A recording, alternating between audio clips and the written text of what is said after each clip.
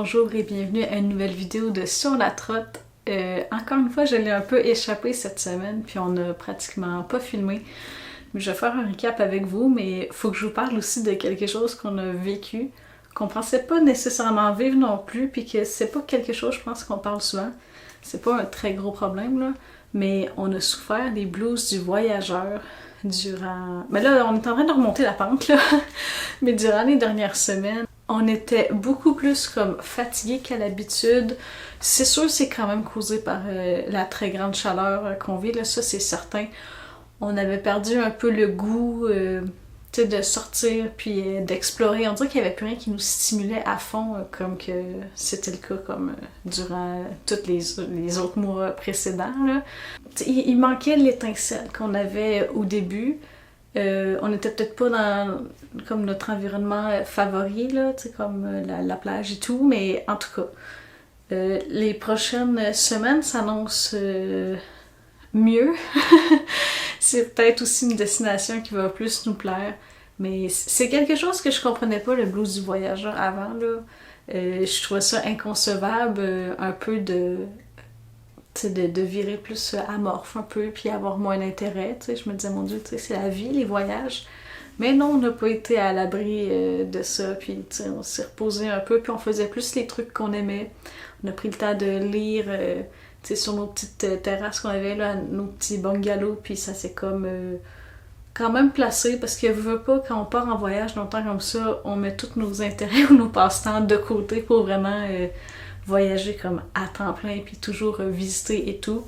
Mais en tout cas, je venais d'en faire part parce que c'est une réalité que des fois on peut penser que ça n'arrive pas. C'est sûr qu'on vous montre toujours le plus beau dans les vidéos, mais c'est une réalité, donc je la partage, c'est dit.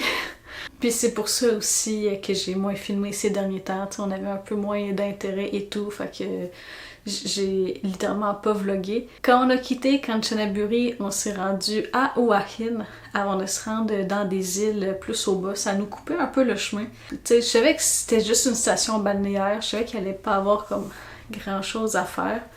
Mais on est allé, puis la saison des pluies a commencé un peu, il faisait gris, il y a comme mouillé aussi l'après-midi de la journée qu'on était là.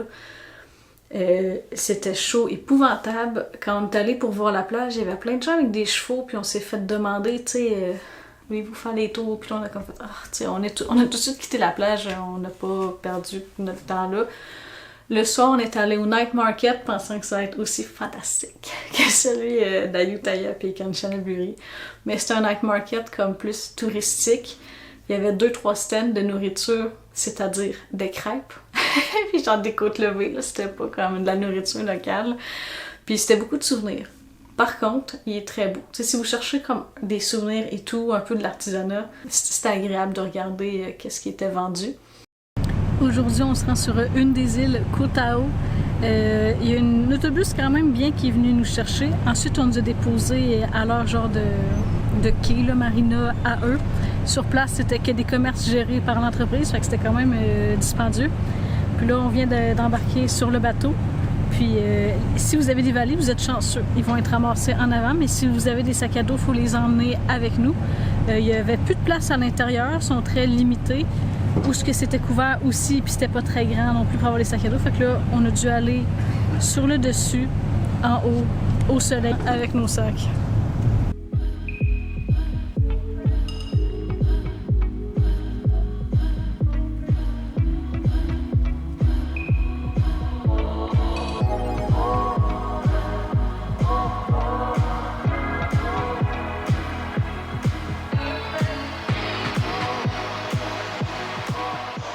Ça a été des journées très relax. Quand on est arrivé, je vais être honnête, on s'est vraiment pas senti à notre place. C'est des gens de notre âge, la majorité des touristes, mais on dirait que c'est des gens qui aiment fêter. Puis on n'est pas vraiment comme ça.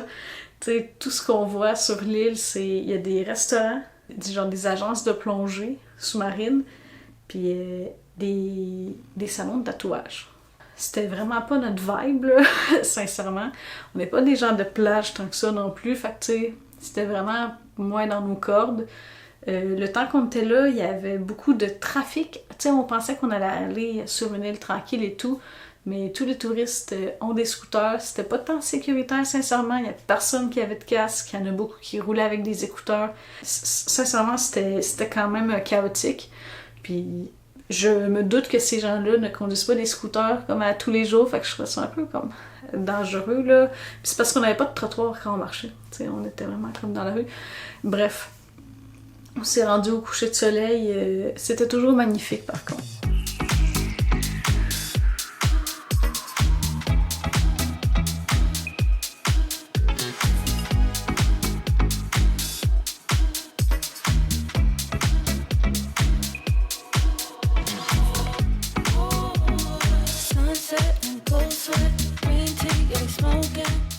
C'est très beau, mais c'était pas aussi calme qu'on pensait. Fait que Koh Tao, pour nous, c'était pas dans nos cordes. Par contre, si vous voulez faire de la plongée, ben c'est sûr que c'est reconnu pour ça. Ensuite, on a pris un bateau, puis on s'est rendu à l'île de Koh Phangan. Et puis là, on voulait vraiment être calme, puis avoir un accès direct à l'eau. À Koh Tao, on était comme un peu plus loin. On était dans un beau petit bungalow de bois à 1 minute à pied de l'eau. C'était magnifique, les couchers de soleil. On passait toute la journée dans un hamac sur notre petit balcon. On lisait. T'sais, on faisait des trucs qu'on aimait, là. C'était sans prise de tête. Puis le soir, on sortait pour aller souper. On a évidemment très bien mangé aussi sur l'île. La nourriture est excellente. J'ai rien d'autre à dire.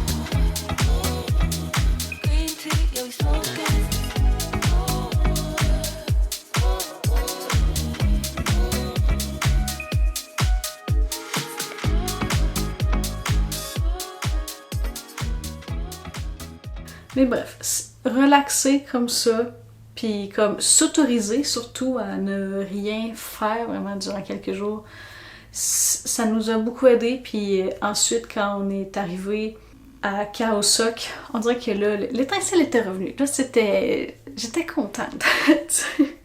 Puis il y a comme principalement juste une compagnie qui fait relier ces îles-là, là, comme Koh Tao, Koh Phangan, puis l'autre m'échappe. Parce qu'il y en a comme 3 proches, là, comme touristiques.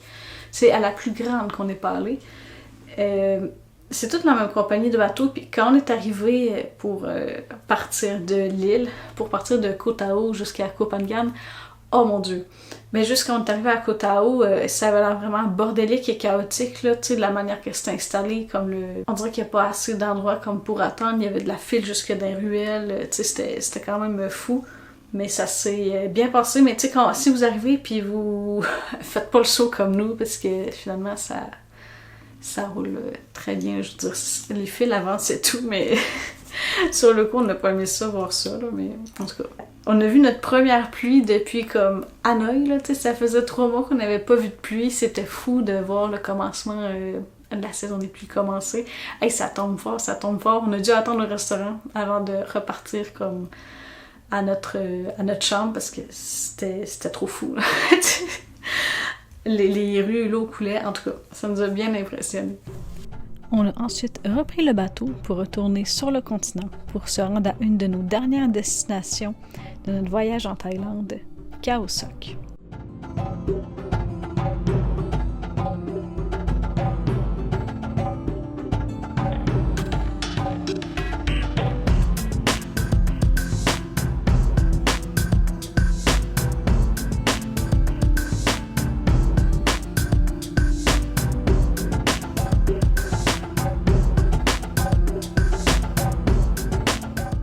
Encore une fois, nous hébergeons dans un bungalow incroyablement beau.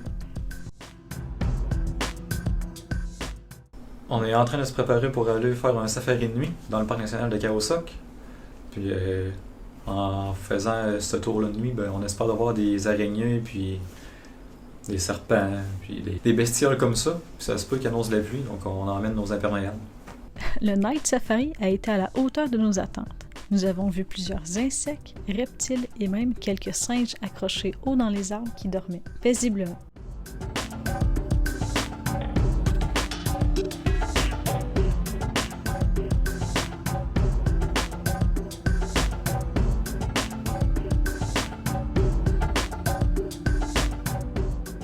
Le parc national Kaosok a été tout un coup de cœur. Avec sa jungle, ses pics karstiques et le lac Chao, les paysages étaient variés et sublimes. Nous avons fait un tour de bateau sur le lac qui fut créé suite à la construction d'un barrage. Certains pics rocheux atteignent même 60 mètres. C'est impressionnant.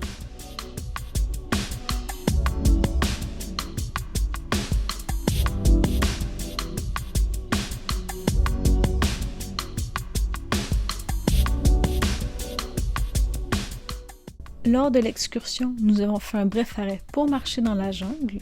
Avec le guide, c'était fort intéressant d'en apprendre plus sur la faune et la flore.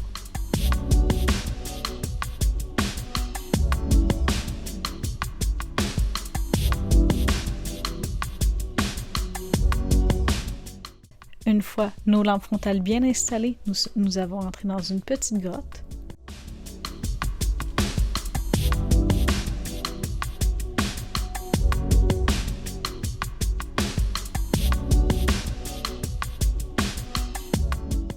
Une fois la grotte visitée, nous nous sommes rendus à un endroit où nous partagions un buffet avec les autres voyageurs du groupe. Puis on est chanceux, on était seulement 8 dans notre groupe, là, ce qui est vraiment pas beaucoup. Là. Je lisais en ligne, puis on était supposé être 16, mais j'ai lu qu'il y a déjà quelqu'un qui avait été 40. C'est sûr, c'est pas le fun si vous êtes un gros groupe de faire cette activité-là. Bref, on a fait la rencontre de 2 jeunes, c'est super agréable, on a discuté. Puis là, on a du temps libre, sur environ peut-être 2 heures de temps. Puis les kayaks, aucun frais supplémentaire, fait qu'on est venu en faire un peu. Magnifique, puis sinon on peut se baigner plus loin.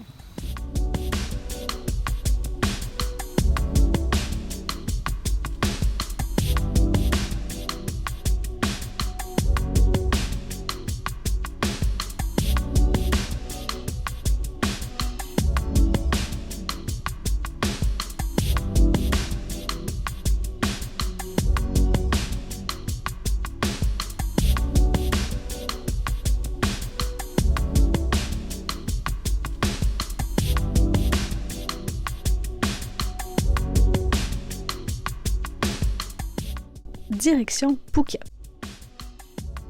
C'était notre dernière chance de goûter à du McDonald's en Thaïlande. Nous avons donc choisi plusieurs items que nous n'avions jamais goûtés.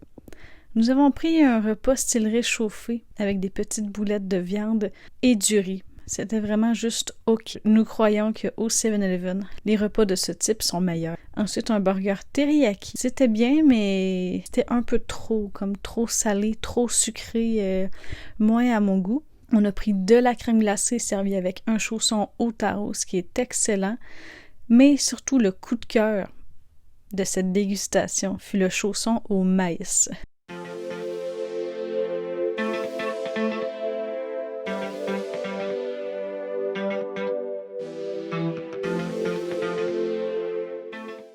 Pour notre dernière journée de visite en Thaïlande, nous avons marché dans la vieille ville de Phuket. Élégante mais très touristique, il reste tout de même agréable de déambuler dans ces rues pour admirer l'architecture colorée. Les vieilles maisons sont de style sino-portugaise.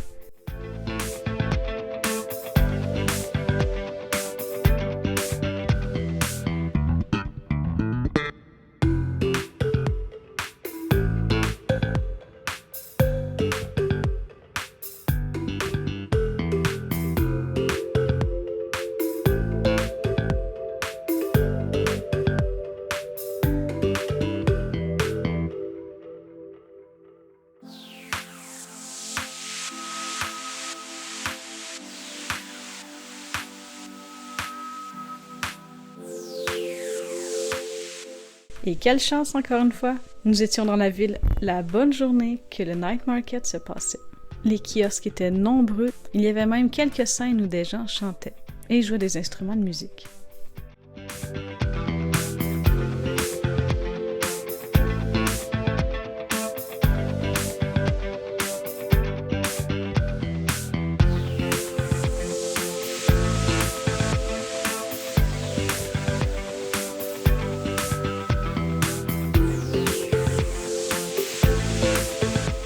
On se revoit dans une prochaine vidéo.